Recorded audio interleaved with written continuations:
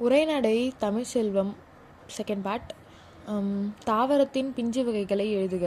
பூம்பிஞ்சு, பூவோடு கூடிய இளம்பிஞ்சு, பிஞ்சு இளம் காய், வடு மாம்பிஞ்சு, மூசு பலாப்பிஞ்சு, கவ்வை எல் பிஞ்சு, குருப்பை தென்னை பனை முதலியவற்றின் இளம்பிஞ்சு, முட்டுக்குரும்பை சிறு குருப்பு, இளநீர் முற்றாத தேங்காய், நுழாய் இளம்பாக்கு, கருக்கல் இளநெல், கச்சல் வாழைப்பிஞ்சு.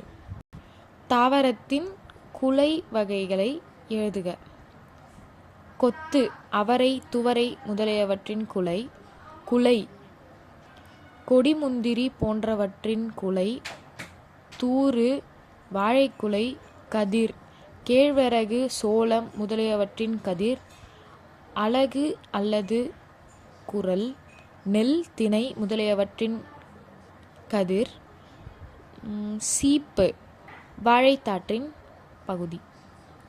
தானியங்களுக்கு வழங்கும் மணிவகை சொற்களை எழுதுக.